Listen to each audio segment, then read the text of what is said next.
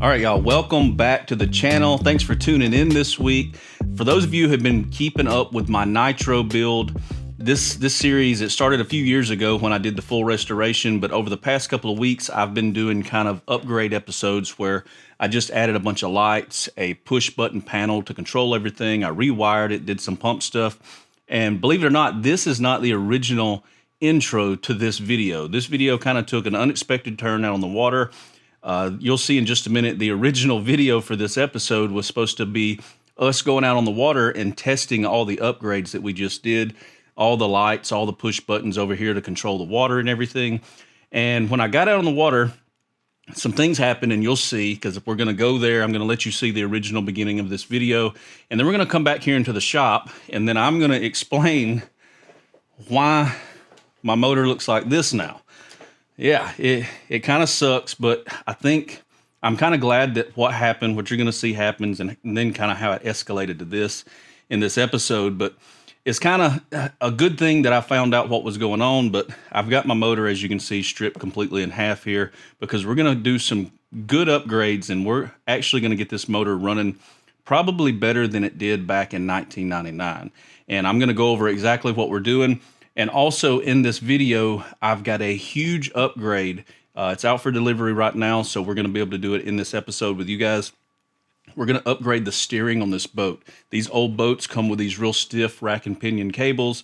If you've ever had an old boat like this, you know they're hard to steer. We're going to upgrade this to hydraulic steering. So y'all stick around. Here is the beginning of the original video, and then we'll meet back in here, and I'll kind of go over what happened here.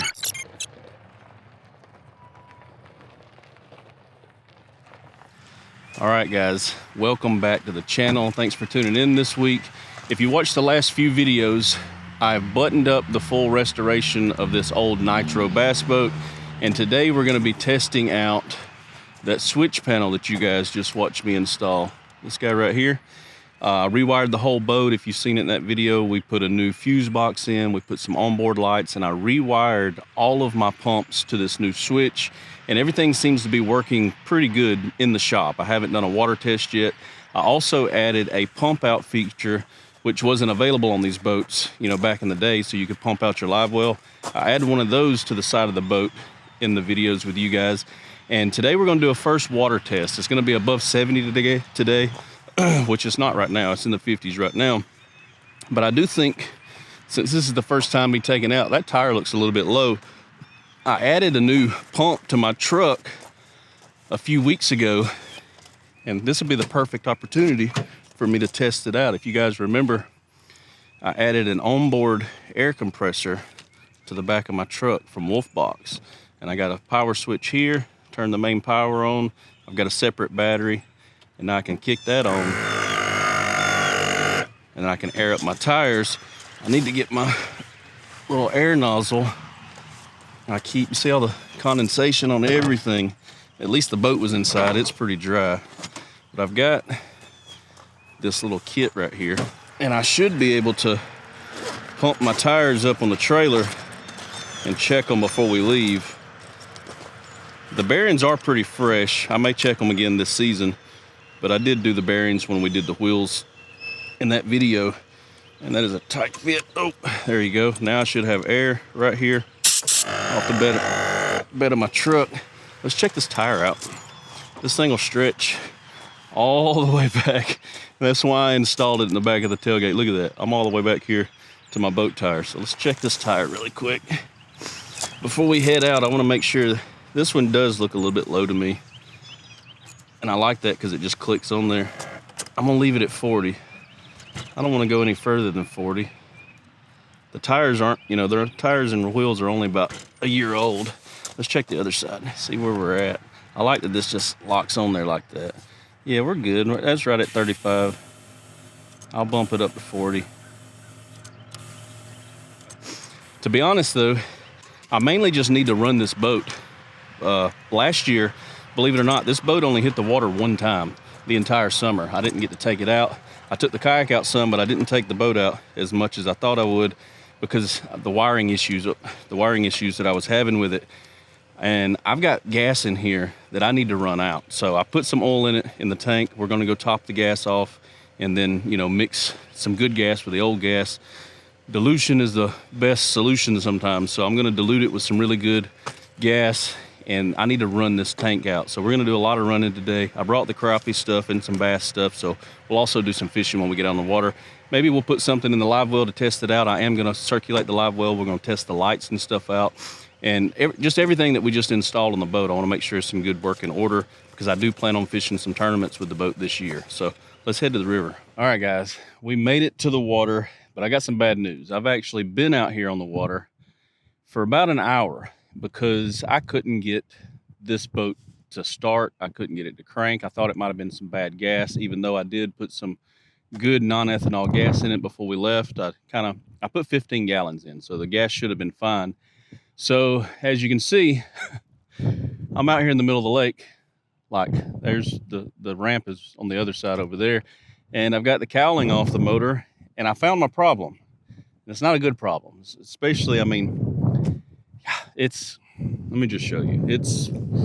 It's horrible. I hope this wind ain't too bad. It is getting a little bit windy out here, but let me show you what I just found. So what I've been fighting since I got here and I tried to back this boat off the trailer, it wouldn't crank unless I was full throttle with my foot down on the pedal. And it would crank, and I was like, man, I rebuilt the carbs like a year ago. It shouldn't be carburetor related. And I kept smelling gas like I was flooding it, but then it was acting like it was starving for gas. So if I floored my foot, it would fire up and kind of run at idle with my foot to the floor. But I smelt gas. I seen a rainbow around the motor in the water, and pulled out the toolbox, pulled out here in the middle of the lake, pulled the cowling off just to see, you know, if my carburetor rebuilds went bad or I did something wrong. I ran the boat last year, so I know, you know, it was working just fine. But I found something that kind of sucks, and this goes to show, don't put these on your boats. Don't put them on your cars, but they do go bad, and when they do go bad, they'll just leave you stranded. Let me show you. So here is the inside of my Merc 150. It is a two-stroke, so I was prepared for it to be a little bit stubborn. It hasn't ran in a year, and it's cold out. But you see this inline fuse, this inline fuel filter that I put in when I rebuilt this. I put all new hoses, I rebuilt all 3 carburetors, tuned this thing up, and had it running pretty freaking good. But it's flooding, and as you can see, there's fuel everywhere. I mean, it's all in the cowling, it's all in the motor. I mean, look right here. This is just all fuel that has just been pouring out, and I didn't know where it was coming from. Well, if you squeeze this ball, I noticed that it wasn't getting hard. It would firm up a little bit, but it would never get hard like it should. And watch what happens when I squeeze this ball. Watch that fuel filter. Look at that.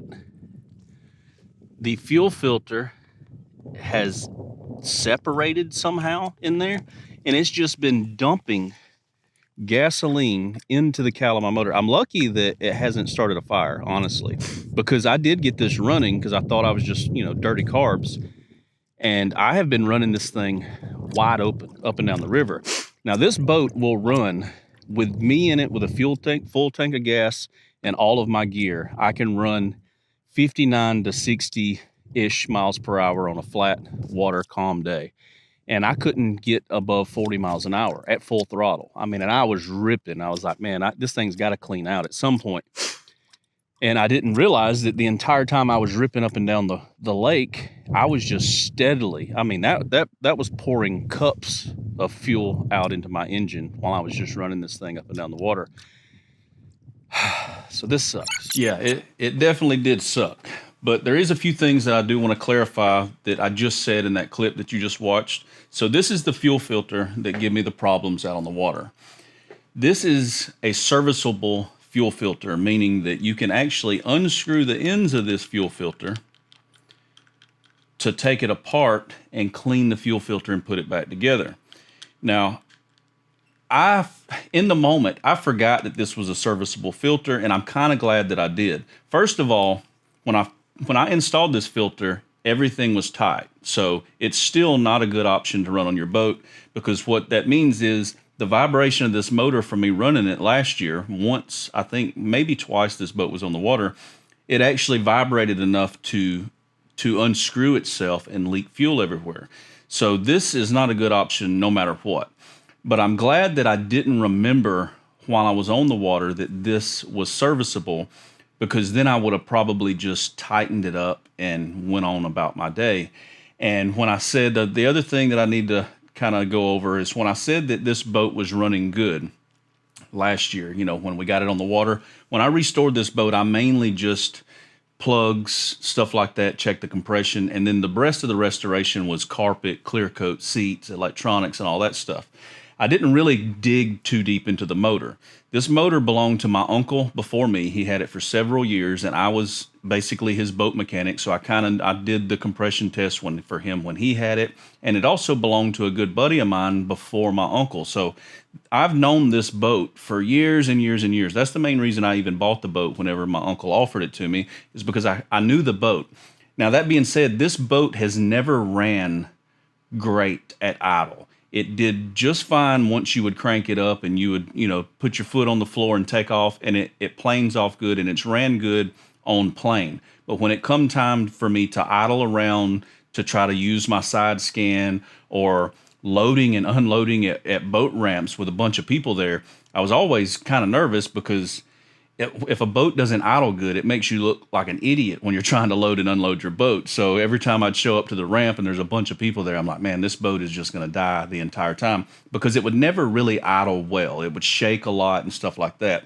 So what I planned to do whenever I got off the water with you guys, after that clip you saw, I had an epiphany. I was like, you know what? I'm going to film a video for you guys, showing you, all you guys who are interested in these old boats, because I've noticed a lot of you guys are tuning in and asking questions about how to restore these boats and stuff. I decided that I was going to make a full-blown motor, you know, refurbished with you guys. And I filmed it. I've got clips I'll try to overlay here where I actually came home and I filmed me linking and sinking it, which I'll kind of go over in a minute what that means, but you kind of just adjust all the stuff on the side to make sure everything is timed right. I ran a timing light on this motor, and I even showed you in the film when I was filming it how to set the timing on these at wide open throttle, at cranking timing. I went by the book and tried to set everything up. And the reason I'm not showing you that video right now and I'm talking about it is because at the time, all I did was replace this fuel filter, and then I was just going to show you. I wanted to make sure that next time I took it out on the water with you guys, it was going to run great. Well, I did all of that. I did all the carb, you know, I set the carb timing, then I set the link and sync. I set the actual timing on the motor. I don't know if you can see in the shot, I pulled the foot off. I changed the water pump in the bottom. I changed the foot oil. I changed all these hoses. I put new thermostats in it. I even put a poppet valve in it, which I just said that most of you guys are like, what the heck's a poppet valve? If you're going to get into these old motors, you definitely need to know what a poppet valve is. It controls your water to cool your engine, not by like a thermostat is by heat. The poppet valve is by your RPM. So at a higher RPM, it opens up more water flow and stuff like that.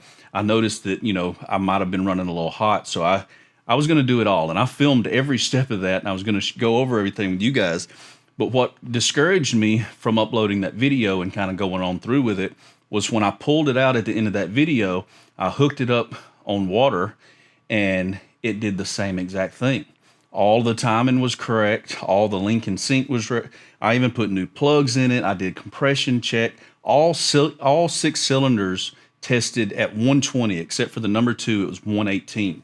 Now for this motor, 90 to 110 is considered great. 120 is considered perfect. So when I did the compression test, I was like, man, this thing is going to run like a scald dog.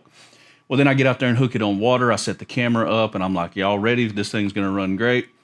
And then womp, womp, womp. It would not idle no matter what. So I started dialing stuff again, knowing that I shouldn't be touching anything because I had just done everything by the book. It should have ran great. So that's what caused me to dive a little bit deeper.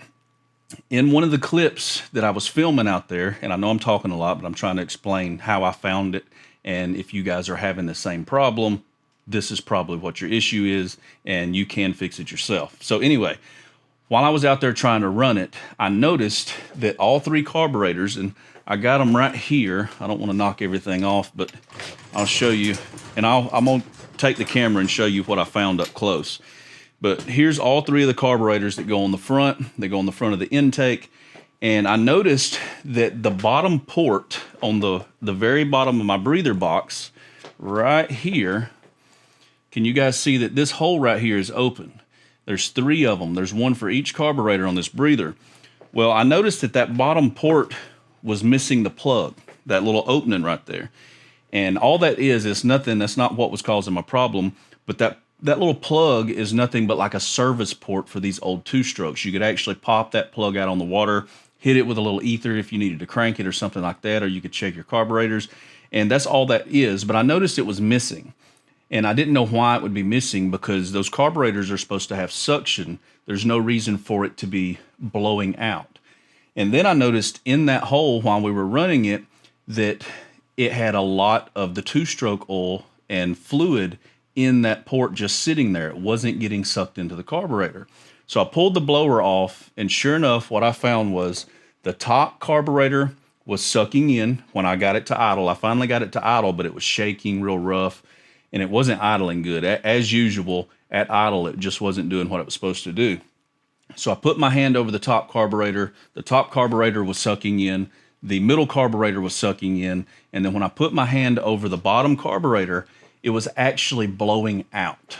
And if you have that on one of these boats, one of these old 2-strokes, if you've got problems with yours idling, go out there right now and check your engine. Crank it up on some muffs or put it on the water and just check to see if you're having any pressure coming out of your carburetors. It should never do that.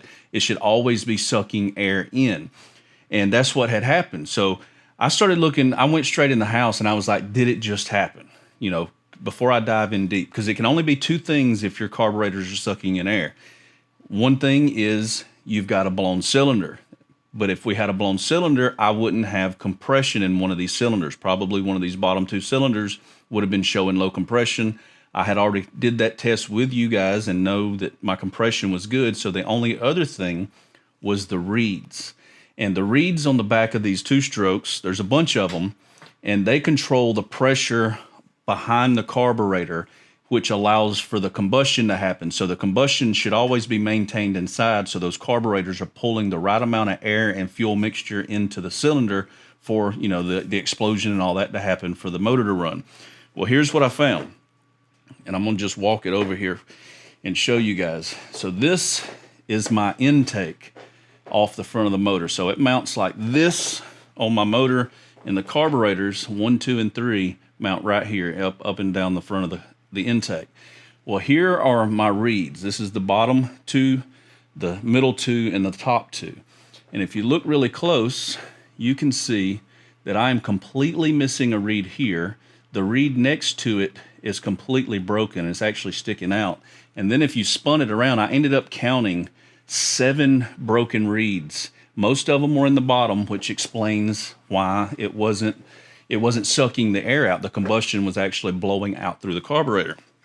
So that's why I say that I'm glad that I didn't fix that fuel leak on the water and realize that that was a serviceable, you know, filter, that I could have just tightened it, because that got me home. That got me to filming this video with you guys, you know, and me filming that video, trying to walk you guys through how to dial one of these things in perfectly. I discovered my reeds are bad. Now, what I'm going to do to fix this, and well, I guess first let me say, I immediately got on my computer, and I knew that I had pictures of this full restoration, and I even had some old pictures of when my uncle owned this boat. So I started looking in the pictures to see if, when I first got the boat, this plug that I just showed you guys on the front of the breather was missing. And sure enough, I found pictures of the first episode we did when I brought this thing home, where I took some pictures of the motor with the cowling off, and that plug was not there.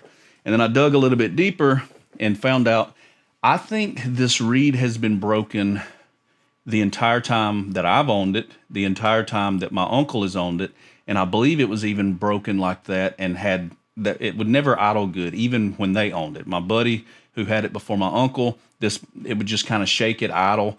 You kind of had to feather the throttle and stuff like that at boat docks, and it's just been getting worse and worse because more and more of these reeds have chipped and broke. So that's great. I've identified the problem, and at the same time, I've confirmed that everything else is good. The compression's good on all the cylinders. I checked everything. Now, the reed could have broken off and went through the cylinder and really messed some stuff up, because these are metal reeds. They're super thin. But what probably happens, and what happens most of the time when these reeds break, they do get chewed up in one of the cylinders. But they're so thin and so minute that most of the time you're not going to notice it. It's just going to kind of turn to dust and go through your system. There are rare occasions where it will get in there and mess something up, but usually they just get ground down to dust, and you end up finding, a missing valve right here. I mean, not a valve, reed valve right here. So what we're going to do is I'm going to install performance reeds, and these are the bad boys right here. These are the guys that put in these XR6s. And also doing all this research, I found out that these XR6s are really good motors. A lot of guys hop these things up. So this thing is going to run, knock on wood, better than it ever has, because there's nothing else for me to replace. I mean, plugs, wires, coils, everything's good. I've done everything on the water part. Everything is running great besides the reeds. We've identified that. So I got a new reed valve kit that we're going to put in, and I've got a new intake gasket. It just came in today. That's what I've been waiting on. And I also just heard UPS run. So that means our hydraulic steering is here, and that's what we're going to mainly do in this video. The rest of this stuff, since I've already went over it with you, I'm not going to make you watch me install all that stuff back. But I'm going to take the opportunity, since I've got the entire motor apart. I've got the bottom cowling split, as you can see, the whole front intake's off.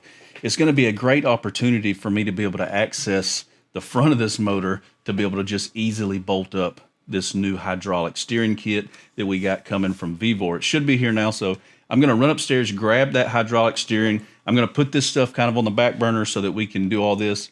This is going to involve me taking the steering wheel off and pulling out all this rack and pinion stiff wire, so I'm going to have to tackle that. But when we're done, I should be able to turn this boat, turn the motor back and forth with one finger, because it's going to be all hydraulic driven, and the kit should come with the hoses, the helm that goes up at the front, up under the steering wheel.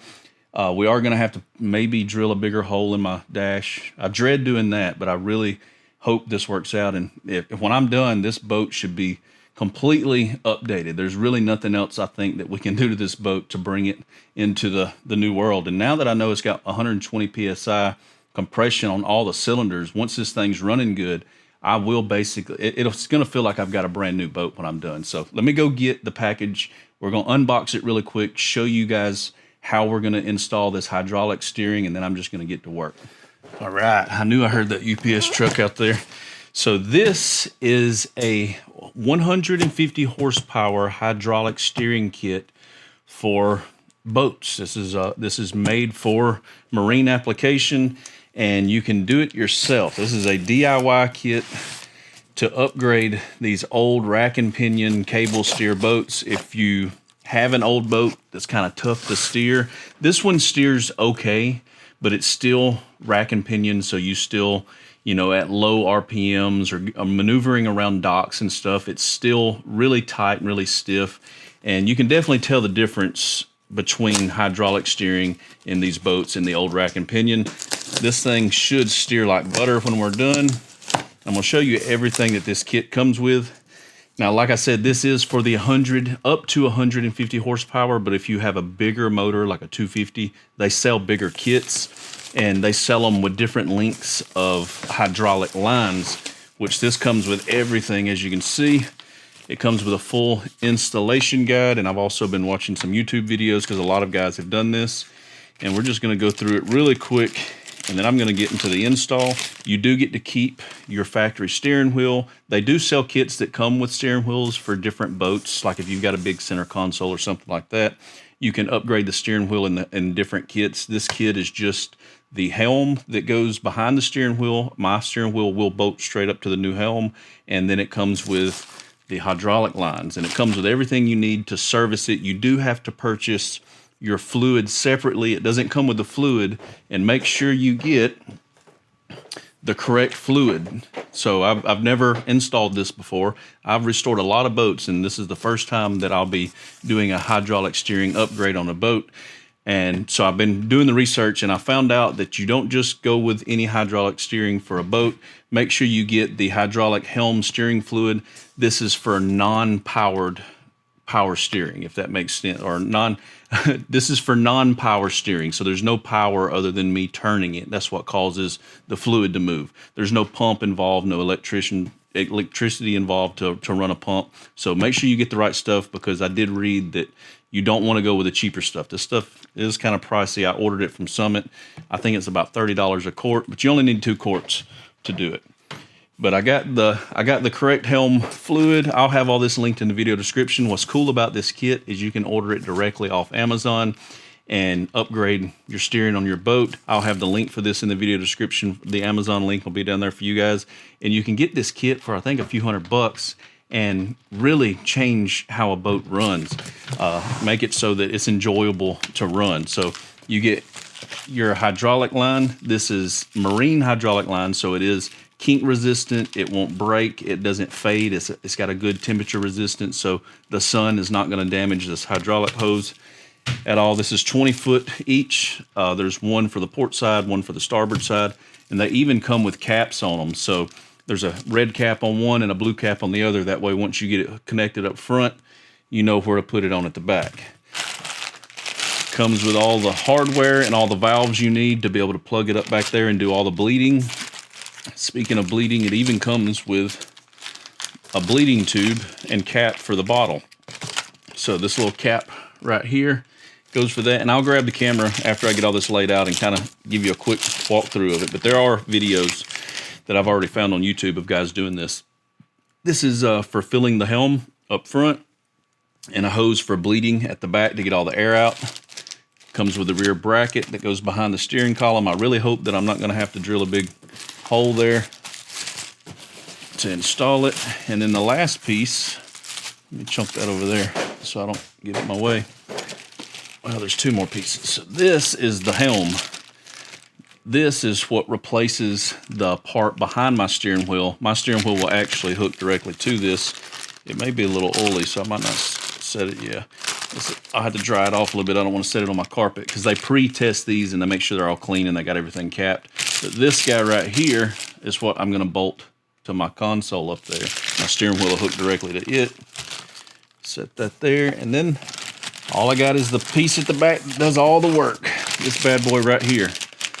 This bolts up and replaces my rack and pinion setup back here. It bolts directly to the motor. It hooks up just like your factory one would, except for instead of having cables to come in here, the hydraulic hoses are going to connect to each side, and the fluid, when you turn the steering wheel, is what's going to control everything. All right, so here's a closer look at everything this kit comes with. So this guy right here is your main bracketry that is going to replace this one that I was just telling you about. And see what I mean about having way easier access without my whole front of the motor is usually hanging here. So now that I don't have it on there, I can get to this.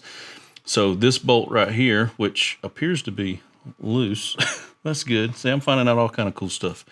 But that bolt right there will come out, and then we'll take our mounting stuff here for these stiff cables. These cables will come out, and then that will mount in its place. It comes with the bleeder tube here, your fill stuff, these stainless steel brackets. Everything is corrosion resistant and stainless steel back here at the back. So it's all marine applicable. So everything that comes with this kit is safe to put on a boat, even if you're in salt water. You know, this is all made for this. So, and everything is O-ring and tight fit, so you don't have to use any Teflon tape when you're putting this kit together. Matter of fact, don't ever use Teflon tape when you're working with hydraulic stuff. You don't want to get it in there. Here is the helm. This right here is where we'll fill it up once it's on there, and it is wet with fluid because, like I said, they do test these, so I'm not going to set it on my carpet right now. But what this is, it's got the bolts that go through the back. That replaces this guy right here. So we'll take my steering wheel off. We'll take this off. I'm hoping that my dash, the hole is the same size. We may have to open it up a little bit, but hopefully I can get it all done where it looks nice and clean in factory, and then we'll pull my cables and stuff out. It comes with the instructions, the back plate that goes back here behind the helm when we're mounting up the steering wheel, and then here's the 2 hoses. They'll run just like the regular cables. They're going to run through the inside of the hull, which isn't that far. I didn't need 20 feet, but this kit comes with plenty to be able to do a boat like this. If you've got a super long boat, you can get up to like 25 and 30 feet. They've got different options for the length of hose, but 20 feet is going to be just fine for me. We'll end up probably cutting a good bit of this off because it's just got to go from that steering wheel to right there. And I'll have everything come out right here. This is where my cables already come out on my boat, so I'll probably just reuse this instead of trying to come out here with them. I'll just come straight out through here and connect to that. And it should be nice and simple. The hardest part for me is going to be getting these stiff cables out because these are heavy duty rack and pinion cables that control this boat, and digging them out up under that console is going to be fun. This kit really isn't that much. It really is DIY friendly. So if you see this setup and you want to do this to your boat, just know you can definitely do it. It don't even take that many tools to do it. The hardest part, like I said, is going to be uninstalling all of this stuff that's been on here since 1999 and put on by the factory. So this should be fun for me, but for you guys, it'll just be a couple of seconds. So let me knock out this demolition, and then I'll catch back up with you guys in just a second when we're installing all the new stuff. All right, guys, all that old rack and pinion steering is out of the boat, and I've actually kind of went ahead and gone a few steps ahead without you guys, mainly because once I got the rack and pinion pulled out, it took forever, by the way, but I got the rack and pinion pulled out. I kind of hit panic mode. I was worried that the way my console was set up on my dash that I was going to have problems trying to reinstall this new setup. So I went ahead and drilled the hole and made sure everything was going to work while I was kind of just panic mode, and it worked. I got everything mounted up. So as far as I've gotten now is I did go ahead and mount the helm. I will show you how I mounted it. I ended up just having to open that hole up a little bit wider, which is not too bad. The reason I was worried is because this big plastic piece on my console is kind of just hovering over the fiberglass wall. So there's like a big air gap there. So I did have to kind of fill that air gap so that when I tightened everything down, it didn't just bust the front of this plastic and stuff off. But as you can see now, it's rock solid on the boat. I've mounted it right up. I went ahead and connected my two lines, and I've got them ran all the way out the back. And as you can see, this is the 20-foot kit. We're going to be trimming this down quite a bit, which is fine. That's less fluid that will have to go into the system, and it should make it easier to bleed. So let me walk you guys around really quick, get you caught up on where we're at. I also have the rear already kind of mounted in place, so now all we got to do is trim the lines and start bleeding the system. I also noticed something that is kind of a good thing for me. My steering wheel with my factory setup was really close right here to my graphs. I don't know if you noticed it at the beginning of the video, but I only had like kind of a finger's width or maybe 2 fingers width in between my steering wheel and my graphs. This did step it out quite a bit. Now I've got a bigger gap right there. It actually brought the steering wheel a little bit closer to me, which I think I'm going to end up liking that. But as you can see, we're free spinning right now because the lines aren't hooked up. I'm going to try to spin you guys around really quick and show you the inside. I'm going to slide you guys up under the console, see if you can see what I did. There it is. So there is where I just bolted it right up. You can see the 2 hydraulic lines are connected. You can also see that I've got to now tidy up all of my wires because somebody ended up zip tying all of the cables to the original steering, and I had to cut all those zip ties down. So now I got to go back in there and re-tidy all that up. But let me show you the back. So here are the 2 lines, and while I'm thinking about it, I do want to mention one thing. Do you see these caps? So you got a red and a blue. They were also red and the blue up front. When you connect these up on these Vevor hydraulic steering pumps, you need to reverse your hoses when you get to the back. And what I mean is there is a port side and there is a starboard side. I did that backwards. There's a port side, there's a starboard side where you hook it up to the back of your helm.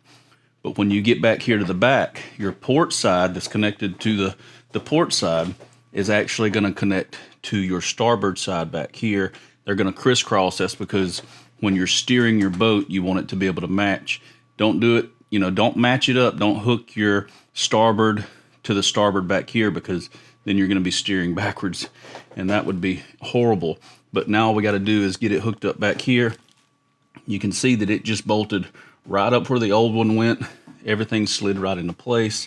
This was just, really just one bolt. That's all it takes back here in the back, and it's locked on and solid. You can see if I push the motor, it kind of moves, and you can hear it bleeding air out of the system.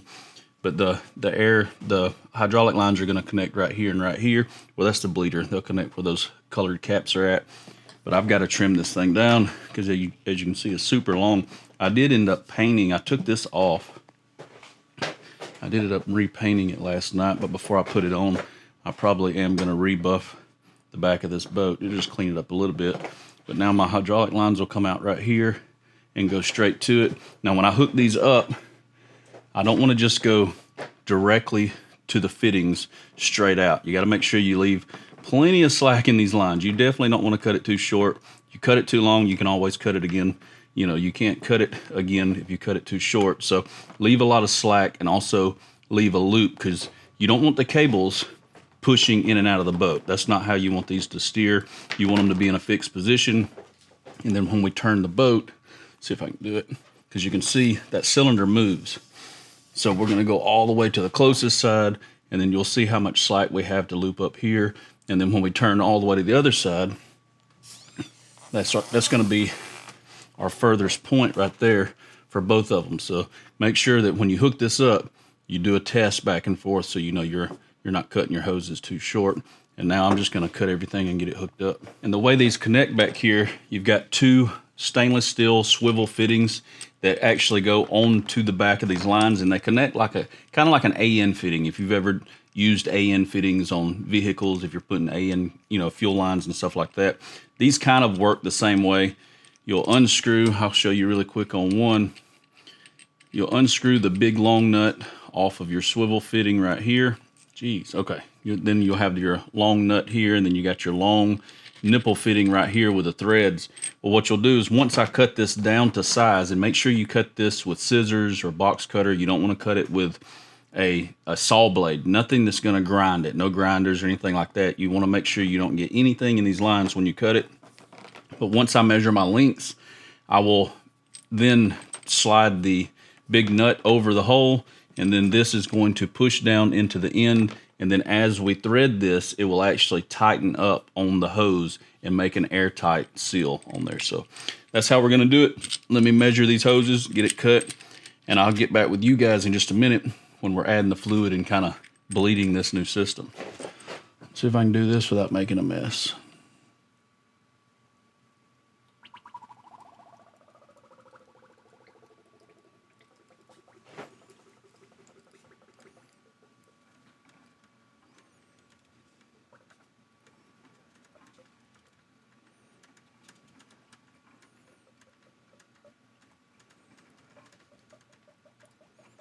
I don't have the bleeder valves cracked open back there yet.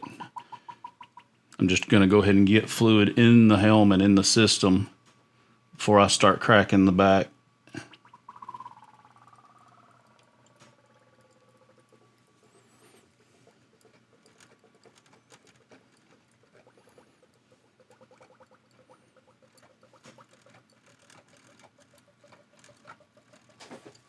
Looks like a pretty good stream.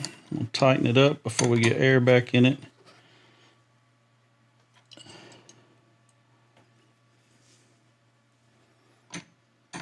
And now it's just going to go the other side. I'm just going to keep going back and forth and get all the air out of this system.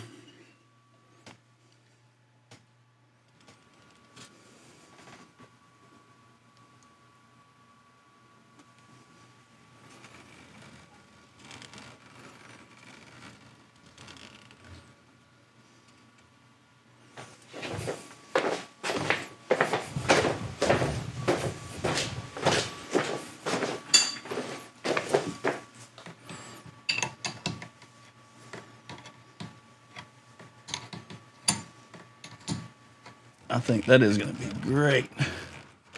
No more rack and pinion. How cool is that? And I'm not seeing any more air bubbles come out up here. So we probably got it all out. I'm going to raise the boat up, keep doing this back and forth for a little while, make sure we're good. And then the hydraulic steering is finished. It's complete. Thank goodness. Man, that turns like butter. I've got all the air out of the system. I checked, there was no leaks. Everything's sealed up really good because of the stainless steel hardware and all the O-rings that are built into these hydraulic fittings. And look at that. I mean, I can do this with one finger. How nice is that? So much different than what I'm used to. Well, guys, that's going to do it for this video. Y'all stay tuned because I do still plan on, like I said, taking this boat out. What I'm going to do after I get off the camera with you guys today is I'm going to button up the rest of that. I'm going to put the new reeds in, get this motor put back together, and then next week I'm going to see you guys on the water. We're going to test out this hydraulic steering now. We're going to see what our speed difference is with the new reed valves. It should be like a brand new motor, fingers crossed. And then we're going to test out all the other stuff we just installed. The new pumps, the pump out system, the lights, the push button panel that we got installed. And I'm not sure there's anything else I can do to this boat after this. So y'all stay tuned. I appreciate you watching. If you're interested in this Vevor 150 horsepower hydraulic steering kit, it will be linked in the video description. Amazon link. Guys, you can do it yourself, I promise. This is a really good DIY kit. The hardest part is removing your old stuff. So, you know, just check your boat out before you go and order something like this. Make sure that you can do that yourself and kind of remove all the old stuff, get it installed. You can set aside a couple hours to do the install, and then you'll have butter smooth steering on your bass boat. I can't wait to get this on the water and test it out. I'll see you guys next week. Peace. That is so cool.